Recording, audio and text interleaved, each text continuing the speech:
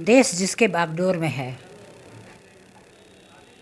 वो कभी नहीं चाहेगा कि आपके बीच में अमन, चैन, प्रेम, भाईचारा बना रहे। उनको तो बस आरएसएस का जो एजेंडा है, उस आरएसएस के एजेंडा को वो लागू करना चाहते हैं। और वो एजेंडा क्या है? मनुवादी विचारधारा है। वो चाहते हैं कि सब लोग मनुवादी विचारधारा के तहत चलें, कोई अपनी जुबान ना खोले, कोई उनके खिलाफ कुछ बोल ना सके। अगर बोलेगा तो देशद्रोह कहलाएगा। आपने नक्सलियों का पहले क्या था?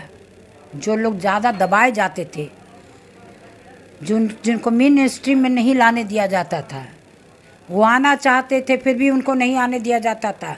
जब आतताइयों का आतंक बढ़ जाता है तो नक्सलवाद की ओर जाते हैं।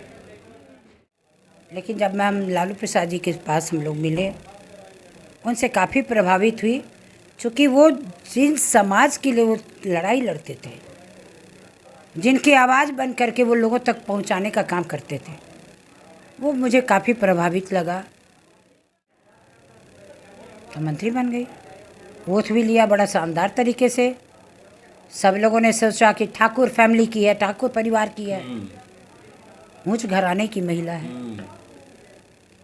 आपको यादव नहीं जानते थे वो? क्या आप यादव हैं? बहुत सारे लोग आज तक नहीं जानते हैं लोग कि यादव हैं। आप देख रहे हैं विजन आजकल और मैं हूं इमरान अली। शख्स से शख्सियत बनने की कहानी सुनेंगे आप खुद उन्हीं की ज़बानी। फेस टू फेस में हर बार आपकी मुलाकात कराते हैं एक नई शख्सियत से। इस बार हमारे साथ बातचीत करने के लिए हैं पूर्व केंद्रीय मंत्री कांति सिंह जी। बिहार में जब 80 के दशक में लालू प्रसाद यादव और राबड़ी जी की सरकार थी तो कांति सिंह का चर्चा पूरे देश में था। अच्छे वक्ता के रूप में और अपने जुझारूपन की वजह से देश भर में जानी जाती हैं। आज यहाँ पे ये मौजूद है हमसे बातचीत करने के लिए और हम जानेंगे बहुत सारे मुद्दों पर। सबसे पहले मैम, आपका स्वागत है विज़न आजकल में। चलिए, आपकी विज़न को धन्यवाद देती हूँ। आपके माध्यम से माननीय श्री लालू प्रसाद जी की जो वैचारिक उनकी मान्यताएं हैं, जो सामाजिक न्याय धर्मनिरपेक्ष की, वो आप गांव-गांव तक, अंतिम पायदान तक पहुंचाने का काम करेंगे। इसके लिए मैं आपको आभार व्यक्त करती हूँ। ये राजनीति सफ़र कैसे शुरू हो गया? क्यों राजनीति में आ गई? एक महिला घर से निकलकर राजनीति में आई, इतनी चर्चा हुई, केंद्रीय मंत्री बनी, देश में शोहरत हासिल किया, ये कैसे सफ़र शुरू हुआ? देखिए, इस सफ़र की शुरुआत जेपी मोमेंट से हमारी शुरुआत है। उस समय भागलपुर में हम लोग सुंदरवती महिला कॉलेज में थी। जेपी मोमेंट में उस समय हम लोगों ने काफ़ी स्ट्रगल किया था। धीरे धीरे जेपी जी का जो सोच थी और जो आंदोलन हुआ था, संपूर्ण क्रांति का जो आंदोलन हुआ, उससे काफ़ी प्रभावित हुई। और उसके बाद मेरी तो शादी हो चुकी थी, लेकिन जब मैं हम लालू प्रसाद जी के पास हम लोग मिले, उनसे काफ़ी प्रभावित हुई, क्योंकि वो जिन समाज के लिए वो लड़ाई लड़ते थे, जिनकी आवाज़ बन करके वो लोगों तक पहुंचाने का काम करते थे, वो मुझे काफ़ी प्रभावित लगा। और हमारे जो पूर्वज जो थे, जिन्होंने कुर्बानियाँ दी, चाहे कर्पूरी ठाकुर जी हों, चाहे शहीद जगदेव हों, या फिर हमारे पहला चुनाव कब जीता आप और कैसे जीता? 1995 में लड़ा। क्या ऐसे परिस्थिति बनी टिकट की और जीतने की? टिकट के लिए चूँकि प्रदेश की महासचिव थी, और प्रदेश की महासचिव होने के नाते मुझे 4 जिला का प्रभार दिया गया था, तो मैंने बड़ी बाखूबी से पार्टी का काम किया। और अपने लिए भी हमने एक चुनाव का क्षेत्र चुन लिया था, वो विक्रमगंज कहलाता था। पीरो नहीं, विक्रमगंज था, रोहतास जिले का विक्रम था, विक्रमगंज।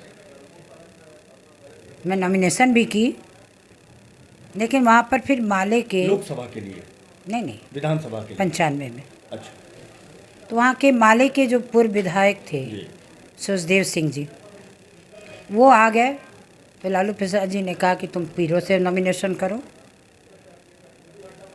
जो कि मेरा कार्य क्षेत्र नहीं पड़ता था, दूसरा जिला पड़ता था भोजपुर में। आदेश था, सर्वोपरि आदेश है। मैं वहाँ गई मैंने वहाँ नॉमिनेशन किया, यहाँ का छोड़ दिया। लोगों को कहा कि बेटी को विदाई करना है तो विदाई, मैं आपकी बेटी हूँ तो आप हमें विदाई कर दो। भोजपुर चली गई, वहाँ भी काफ़ी स्ट्रगल हुआ। चुनाव के समय में कोई अगर आदमी पहले से घर बना के रखता है और उस घर में कोई दूसरा कोई आएगा, प्रवेश करेगा, तो किसी को भी अच्छा नहीं लगेगा, चाहे वो मैं हूँ या अलायंस की वजह से वो सीट छोड़नी पड़ी आपको? नहीं, अलायंस नहीं, वो हमारी पार्टी में मिल गए थे। उन परिस्थितियों को समझते हुए मैं वहाँ के लोगों को मैंने कहा, ये पार्टी की हमें आदेश है, इसलिए मैं आपके घर में आई हूँ। तकलीफ़ तो आपको ज़रूर है, लेकिन मैं कोशिश करूँगी कि आपकी तकलीफ़ को दूर कर दूँ। जब केंद्रीय मंत्री बनी आप, तो अचानक से जब ये खबर आपको मिली कि अब आपको केंद्रीय मंत्री बनाया जा रहा है, तो एक महिला जिसने संघर्ष करके यहाँ तक का सफ़र तय किया था, केंद्रीय मंत्री बनने की बात सुनते ही कैसा महसूस किया, या क्या इसकी उम्मीद थी आपको? उम्मीद तो कुछ भी नहीं था। मैं तो एमपी बनने की भी उम्मीद नहीं रखी थी। 1 साल के बाद ही मुझे अति दे दिया गया एमपी का टिकट। हम लोग रोते थे कि नहीं नहीं हम नहीं बन सकेंगे। 1 महीना था ना टीएन सेशन का, घूमते घूमते हम लोग की हालत ख़राब होती थी। अरे कितना मुश्किल से तो चुनाव जीते हम। 23,000 समथिंग का गैप था मेरा, मार्जिन था मेरा। टिकट मिला एमपी का, ज़बरदस्ती लड़ाई, लालू प्रसाद जी हम लड़ गए। मंत्री तो दूर की बात, इतना हम लोग नज़दीक थे पार्टी के। लालू प्रसाद जी से गॉडफादर हमारे थे। बिहार में मंत्री नहीं बनाया तो केंद्र में कैसे कोई बना देता? जीवन में सोच ही नहीं सकती थी मैं। मैं रुक गई थी वहाँ कि देखूंगी भाई कैसा कैसा क्या चलता है। मॉर्निंग में माननीय लालू प्रसाद जी ने हमारे हस्बैंड को बुलाया, बोले कि उसको कह दो तैयार होने के लिए, मेरे साथ राष्ट्रपति भवन चलेगी। तो भाई क्या बात है, तो उसको ओथ लेना है। तो बोले कि आज पहली बार मन कर रहा कि आपका पैर छुएंगे। लालू जी बोले मेरा नहीं, राबड़ी देवी का पैर छू, उन्होंने तुमको बनवाया है, उनको बनवाया। मैं गई, ओथ ली। प्रधानमंत्री कौन थे? देवेगौड़ा जी आपके कार्यकाल में। और मंत्रिमंडल का जब ये हुआ तो एक ही महिला मैं ही ली थी ओथ, महिला के रूप में, तो मंत्री बन गई। ओथ भी लिया बड़ा शानदार तरीके से। सब लोगों ने सोचा कि ठाकुर फैमिली की है, ठाकुर परिवार की है, ऊंच घराने की महिला है। आपको यादव नहीं जान रहे थे वो? क्या आप यादव हैं? बहुत सारे लोग आज तक नहीं जानते हैं लोग कि यादव हैं जी। कुछ लोगों को परिचय कराया, उन लोगों ने कहा कि आपने कुछ आई हमारी टाइम्स ऑफ इंडिया की थी शोभना जी, तो बोले कि आप तो बहुत बढ़िया महिला को आपने चूज़ किया है, ये है वो है। तो लालू जी बोले कि मैं बुलवाता हूँ उसको, वो यादव की बेटी है। अच्छा जी। तो एक फक्र हुआ कि समाज के हम लोग पिछड़े समाज के लोग होकर किस तरह से आवाज़ दिया लालू यादव जी ने, जो आज बीजेपी के लोग आरोप लगाते हैं कि 20 साल जंगल राज रहा, लेकिन जो उनके पक्षधर हैं, जो उनके पक्ष के लोग हैं, लालू जी को मानने वाले, वो कहते हैं उन्होंने गरीबों को आवाज़ दी, पिछड़ों को आवाज़ दी, क्या कहेंगे? नहीं देखिए, सबसे बड़ी क्या चीज़ है, 17 साल बिहार में सरकार है एनडीए की, बीजेपी की 15 साल हो गए। वो अपने कार्यों के बारे में कभी नहीं बताते हैं। आपने कहा कि 2 करोड़ लोगों को रोजगार देंगे, उसकी कहीं कोई चर्चा नहीं। काला धन वापस लाएंगे, उसकी कहीं कोई चर्चा नहीं। नोटबंदी किया, आपने कहा कि हमारा उग्रवाद से जो है बाहर से वो समाप्त हो जाएगा, वो समाप्त नहीं हुआ। आप अपनी बातों का जवाब नहीं दे करके जंगल राज की बात को आप करते हो। 2005 की बात, जहाँ पर कि सत्ता परिवर्तन हुआ, 90 के पहले जितनी बड़ी बड़ी नरसंहारें हुई, वो नरसंहारें क्यों हुई? वो सामंती वर्ग के लोग थे, शासक वर्ग के लोग थे, जो दलित लोगों के नरसंहारें किया करते थे। कोई दलित आवाज़ उठाएगा तो उसको नर मार डालो, आवाज़ ना उठा सके। तो आरोप लगता था कि लालू जी नक्सलियों को सपोर्ट करते हैं। आप उनको एक चीज़ बताइए जी, इंटरनल वो नक्सलियों से बताइए जी कि नक्सलियों को अगर आप बात कह रहे हैं, नक्सलियों का पहले क्या था? जो लोग ज़्यादा दबाए जाते थे, जिनको मेन स्ट्रीम में नहीं लाने दिया जाता था, वो आना चाहते थे फिर भी उनको नहीं आने दिया जाता था। जब आतताइयों का आतंक बढ़ जाता है तो नक्सलवाद की ओर जाते हैं। अपनी रक्षा खुद करने के लिए प्रशासन से जब आपको सहयोग नहीं मिलेगा, आपको मेन लाइन में कोई नहीं आने देगा, एक मिनट, जी जी जी जी, तो वो उग्रवाद नहीं बनेगा तो क्या बनेगा? मरता क्या न करता। उसकी विचारधारा उस समय दूसरी थी, आज उसकी विचारधारा उग्रवादियों की परिवर्तित हो गई। लेकिन जिन दलितों को मैम, जिन दलितों को उन्होंने हूँ? आवाज़ दिया, शोषितों को, पिछड़ों को, दलितों को, जिनके उत्थान की उन्होंने लड़ाई लड़ी, अब तो वो भी बीजेपी के साथ जा रहे हैं। आप किस तरह देखती हैं? देखिए, उसको मैं इस तरह से देखती हूँ, गरीब बेचारा जो रोज कमाता है, रोज खाता है, कौन देश का प्रधानमंत्री बनेगा, कौन जीडीपी का क्या हो रहा है, किसको रोजगार मिल रहा है, उसको उससे कोई लेना देना नहीं है। जो रोज कमाएगा, रोज खाएगा, वो तो परेशान है अपनी रोजी रोटी कमाने के लिए, अपने बच्चों को परवरिश करने के लिए। ये प्रधानमंत्री जी क्या करते हैं, 5 किलो अनाज पर हेड देते हैं, कटोरा थमा दिया कि तुम्हारे साथ बाल बच्चों को हाथ पसारोगे तो तुम लोग को पैसा मिलेगा, तुम लोग को अनाज मिलेगा। बेचारा मरता क्या ना करता, उसके बच्चों को प्रशिक्षित नहीं कर रहे हो, उसके लिए रोजगार का कोई साधन आप उपलब्ध नहीं करवा रहे हो, तो वो सत्ता पर काबिज रहने वाला जो एनडीए की सरकार है, क्या वो सही है? क्या गरीबों का उत्थान नहीं होना चाहिए? क्या उनको शिक्षा नहीं मिलना चाहिए? क्या उनके बच्चों को रोजगार नहीं मिलना चाहिए? आखिरी सवाल मैम, वर्तमान में जो राजनीति है, आप जयप्रकाश नारायण आंदोलन की उपज हैं और समाजवादी नेता हैं, आपने समाजवाद देखा है। अभी जो वर्तमान समय है, राजनीति जो वर्तमान समय में हम देख रहे हैं, अभी क्या भविष्य लग रहा है, क्या आगे होगा देश का और किस दिशा में देश जा रहा है? देश जिसके बागडोर में है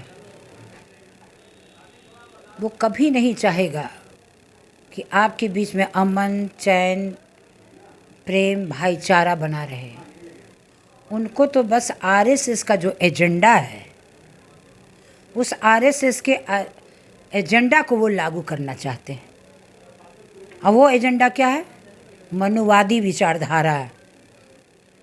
वो चाहते हैं कि सब लोग मनुवादी विचारधारा के तहत चलें, कोई अपनी जुबान ना खोले, कोई उनके खिलाफ कुछ बोल ना सके, अगर बोलेगा तो देशद्रोह कहलाएगा। अब कितना अन्याय हो रहा है समाज में, किसी को बढ़ने नहीं दिया जा रहा है। मतलब देखिए, कहने के लिए इसका अंत नहीं है। इतना व्यापक रूप से इन लोगों ने समाज को क्षति पहुंचाने का काम किया है, किसी को मुख्य धारा से जोड़ने का काम नहीं किया है। जो बच्चे यूपीएससी की तैयारी करके यूपीएससी बीपीएससी देते हैं, बायलैटरल ऊपर से ही बना करके बैठा दे रहा है।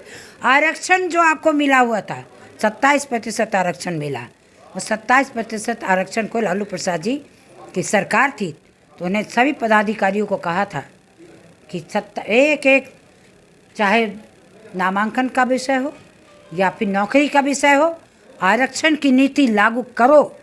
उन्होंने करवाया था। आज क्या हो रहा है? जातिगत जनगणना क्यों करवाने की बात हमारी सरकार कर रही है? हम लोग 2000 क्या कहा था, 1996 से लगे हुए हैं हम लोग जातिगत जनगणना कराने के लिए, और हर बार लड़ाई को लड़ने का काम किया हम लोगों ने। देवगौड़ा जी की सरकार थी, 18 महीने में चली गई। तो उन्होंने तो आपके मुद्दे की हवा निकाल दी। मेरे मुद्दे की हवा नहीं निकाली, हमने इतना मजबूर कर दिया कि उनको झुकना पड़ा। कृषि कानून क्या था? 3 काला कानून लाया था, क्या था? अभी वक्फ कानून भी है। फिर सब वापस ले लिया। अगर देखिए, एक चीज़ मैं बता देती हूँ, वक्फ कानून लाया लोगों ने। आज कोई अगर सोचता है कि सिर्फ मुसलमानों की बात है, तो अल्पसंख्यक माइनॉरिटीज़ में, चाहे वो सिख हो, ईसाई हो, सारे धर्म के लोग आ जाएंगे। सबके पास संपत्ति है। वक्फ बोर्ड की तो इतनी खुद की संपत्ति है। अडानी अंबानी को बनाने के लिए मकान वक्फ बोर्ड की संपत्ति को दे दोगे? वो किन लोगों का है संपत्ति? वो जिन लोगों के पास अधिक संपत्ति थी वो लोग वक्फ बोर्ड को दिया ताकि उसमें गरीब यतीम बच्चे उसमें परवरिश हो सके, पढ़ सके, उनके लिए रोजी रोज़गार की बात हो सके। ये तो अभी अब इनको सोच कह रहे हैं कि ये लोग खाली अपने स्वार्थ की बात कर रहा है। लोग यहाँ कहाँ गरीबों की बात कर रहा है, कहाँ गरीबों के उत्थान की बात कर रहा है।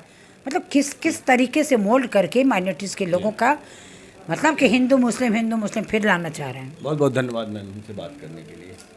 थैंक यू कि आपने मेरी आवाज़ को, लेकिन मेरी गुजारिश होगी कि मेरी आवाज़ को जनता तक पहुंचाइए। ज़रूर।